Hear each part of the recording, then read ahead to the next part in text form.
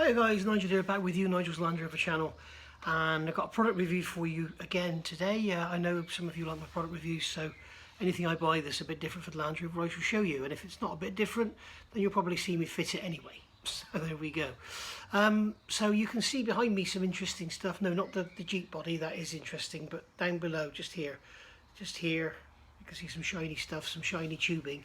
And that's my new stainless exhaust system for the Defender, and that's come from a company down in the south of the UK in a place called Ledbury, near Ledbury, called Allisport. That's A-L-L, Allisport with two L's, and they are manufacturers of many performance items for many vehicles. Andy, the actual Allisport's owner, he's got a Rally Land Rover. It's a TD5. And they do many parts for those, particularly the TD5 intercooler is probably one of their most popular items, and they also do a nice TD5 exhaust manifold cast that doesn't crack, so that's worth remembering as well. So go take a look at the website, have a look at their products. They got lots of stuff on there, especially for Land Rovers, and they're always looking for new products. So if you've got something that you think would sell and you want to get developed, then give them a call, and I'm sure they'll be interested, or maybe not, but they'll probably have a look at it. So what we've got here today to look at is I've got the full exhaust system, and I've also got a replacement for this. Now, if you're from the UK of a certain age, you will remember this advert for Mash Get Smash. Yeah, and that is the header tank from the Land Rover, and it sits up on the bulkhead. And as you can see, this one is quite yellow, sort of turning brown, and almost become sort of solid in colour rather than being translucent. And they do get older, and they do get brittle, and they do break. So I thought, while it's all apart, I may as well get myself an aluminium one. And who better to go to than a company like Allisport, who actually fabricate them themselves, and they make them beautifully. And here it is. Should I drop it? And that is the replacement. So you can see, basically, it's going to fit like that, the same as the plastic one would. You've got the hook over legs on the back here. You've got the two hook over legs there on the back of the plastic one, and then you've got the slot at the front where the bolt goes. So it's just a straight disconnect the actual coolant hose here, disconnect the breather pipe there, or the one that goes to the top of the radiator, and that's it. You know, and then I think there's an M8 bolt there, and you just undo that bolt, slide it up, and that's it. This one is actually plain in silver. You can get them in black as well, and it comes with the cap, so you don't need to use the old Land Rover cap, and it is all brand new, and it's machined, turned thread and everything. You can see on there it's lovely. You've got a Allisport, if you notice it says on there, a lifetime guarantee, made in Britain. So not often you see that these days, is it? And for them to give it a lifetime guarantee, they're obviously pretty confident of their product. But it's all turned, beautifully turned and made fittings, and then you've got this lovely milled sight gauge on the front with the glass and the rubber O-ring in there. So yeah, really nice bit of kit. So as I say, this is the plain aluminium one, and you can see the welding there is lovely. The white staining around the weld is just actually a result of welding aluminium. Very difficult to get around. I have seen aluminium welded in a vacuum and it lessens it, but the welds were very brittle, so I don't know. I'm not big on aluminium welding, so I know the different rods and the different types of welding that affect it greatly, but this is beautiful. It's best to just leave the white on there rather than try and remove it, otherwise you end up with like a brushed finish. So just let it stay. But you can see it's beautifully made, beautifully plunged holes there. All the welding is gorgeous. Okay, and as I say, you're getting a brand new cap there. And this one's got the sight gauge. So if you want one of these in plain aluminium, the total cost is, this is all plus VAT, is £130 in plain aluminium. If you want it in black, that's with no sight gauge, it's £166. This one is £178 plus the VAT, so that's the plain aluminium with the sight gauge. And if you want that in black, it's £214. And then if you want the sight gauge and you've got a switch in the back for water level, coolant level, that's £217, and in black that's £253. So this one is perfect for me. It's got the sight gauge so I can see the level. if you're a person that regularly checks your cooling, you're not worried about seeing the level, then you can do without that. And if you've got a later, I'm assuming it's going to be on the 2.2 and up. They've got a level switch in them. You have to get them on the level switch, otherwise you might get a light on your dash, although you probably could bridge it out and save any issues. So there we go, so that's the header tank taken care of. Let's go over there and have a look at the exhaust. Okay then guys, so what we're looking at here, this is the full exhaust for Defender 90 2.4 TDCi. Now you need to be careful if you are looking on the website and you want to get one of these, make sure you're getting the right thing, because the 2.4 and the 2.2 are different. If you want to see the Allisport 2.2 being fitted, if you go to Damo's channel, it's Defender 90 Orkney, go and have a look at his channel, you'll see him fitting the 2.2, and the difference is on this end, just above the cat, they have like a swan neck and a clamp instead of having this flange joint. It's much better, in my opinion, for fitting with that sort of joint, because this is a bit of a nightmare to fit when the engine's in. That's why I've got this now, so I can put it in like with the engine. So because this pipe comes along and then crosses underneath the gearbox, and then you've got the gearbox cross member here, and obviously the gearbox here, and trying to get it all in from underneath when the engine is in can be a bit tricky. You'd be better off with a ramp, so you can sort of get it up and twist it round and stuff. But basically what I've got here, this is for the 2.4 TDCi, and this is part number ASE15C, and you can see it's got the flexible joint there, which is like OEM. We've got the cat there, and then we've got the big flange here. Now it doesn't come with any bolts to actually fit it to the manifold, and neither does it come with a gasket, so you have to get a gasket and some bolts.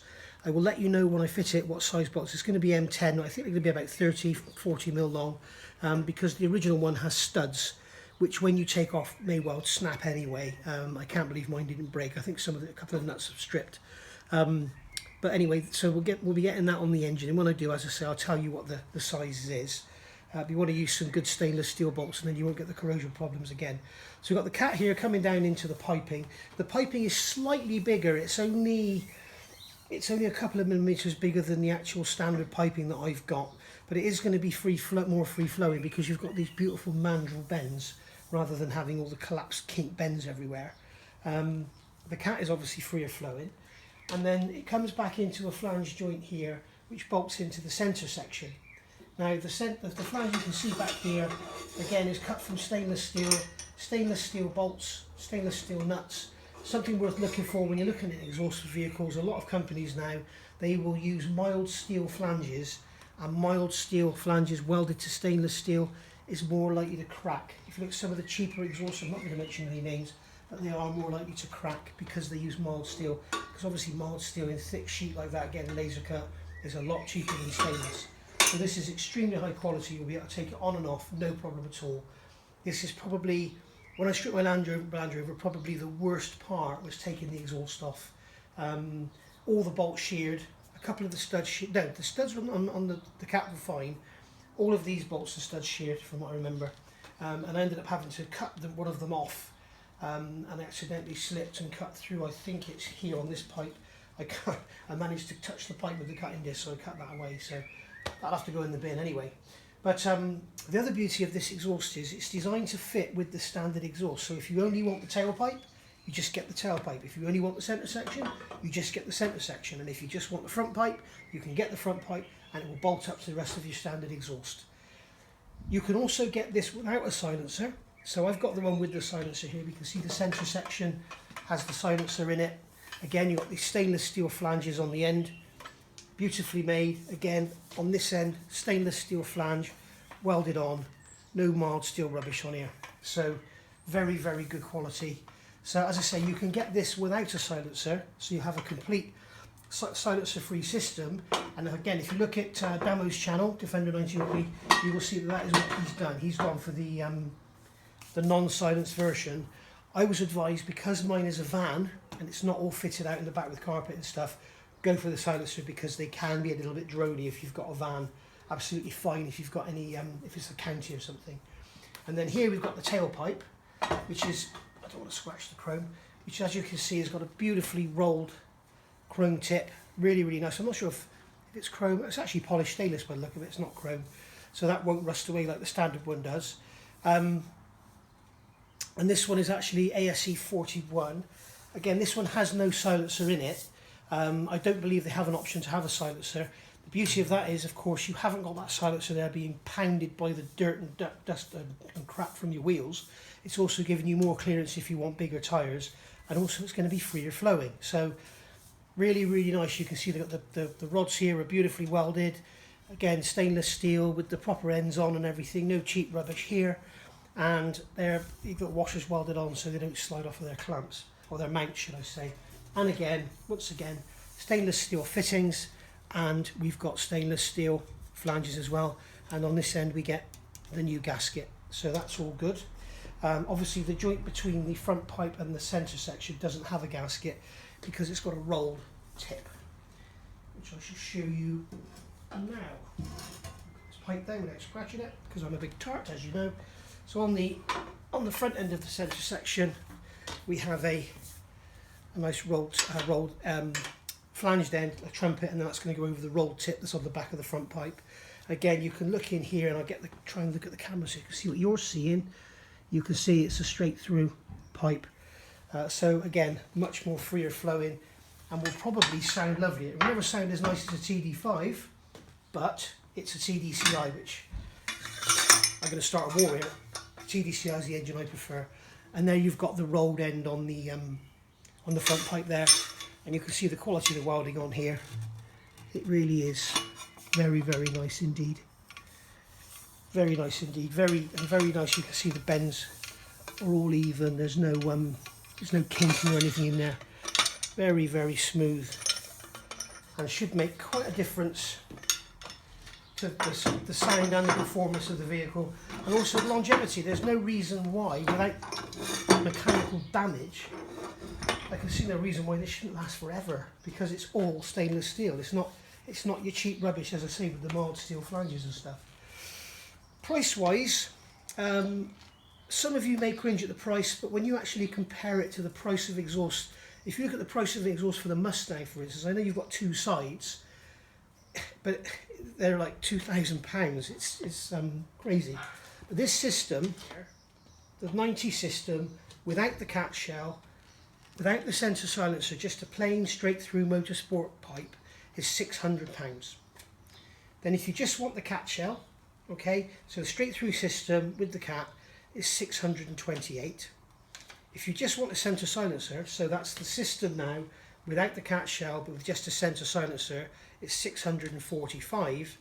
And then the system that I've got here, which is the cat and the centre silencer, is £673.50, which, as I say, I don't think is bad at all when you compare it to the prices of other exhausts out there for other vehicles. And as I keep saying, bear in mind all these stainless steel flanges, and that is something to look out for. I know with the Triumph, the Toyota GT86s, they used to use an exhaust on those, and they used to crack for a pastime, and it was always where the stainless steel met the mild steel flanges, so bear that in mind.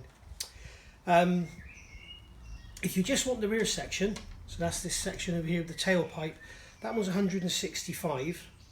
A catback is 367 straight through, or £412.50 with the centre silencer.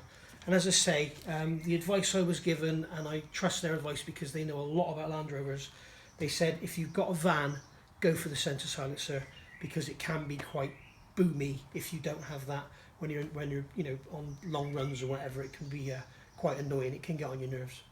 So there we go, guys. That is the exhaust system from Allisport. I'll just get the tailpipe so you can have another look. So that is the full exhaust system for the 90, and if you keep an eye on upcoming videos, you will see me fit this. In fact, probably one of the next videos I do will be fitting that front pipe, because I need to get it in there before the engine goes in. So there we go, guys. That's the system. Hope you've enjoyed it. As I say, look back and you'll see me very soon with another video, and we'll actually be fitting this, and we'll see how beautifully it goes on. Thanks for watching. Bye for now.